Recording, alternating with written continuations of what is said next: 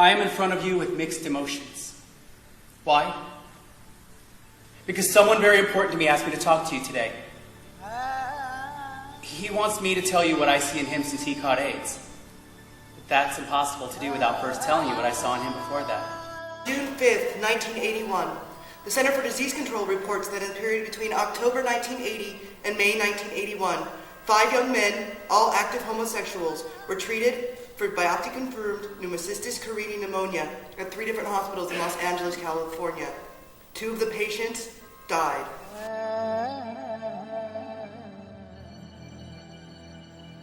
I saw this program on Network of all things. There was this young man's behind for all the world to see. I couldn't believe it. I was glad I'd recorded it so I could be sure I saw what I thought I saw, and I did. I was so upset. They burned to found out he got AIDS. He's dead. What? We're supposed to come home better. That's what they promised. Just a few short weeks and you were going to have this miraculous recovery. Nothing was ever going to change us. Not one damn thing. What happened? Survival of the fittest. That's right. I said it. It is the duty of everything in nature to survive. I used to think AIDS was just a gay disease. Not for straight people like you and me. Where's the truth now? Sean's only 3. He'll never get a chance to determine his lifestyle. Why didn't someone do something about this? But I forgot the flu is going around. And when you hear a gay person is sick, you think AIDS.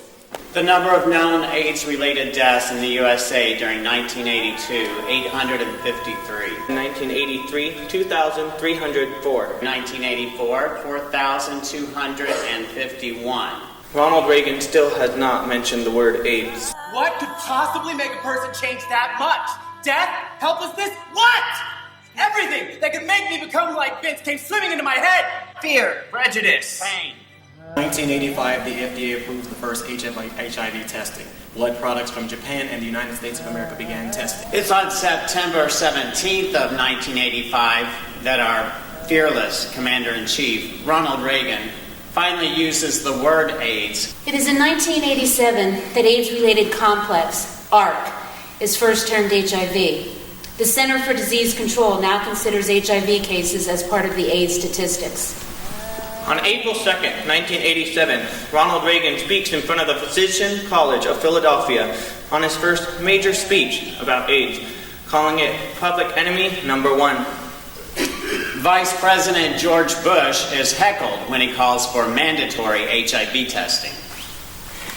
In 1988, the World Health Organization establishes World AIDS Day. December 1st every year after, World AIDS Day events begin to grow.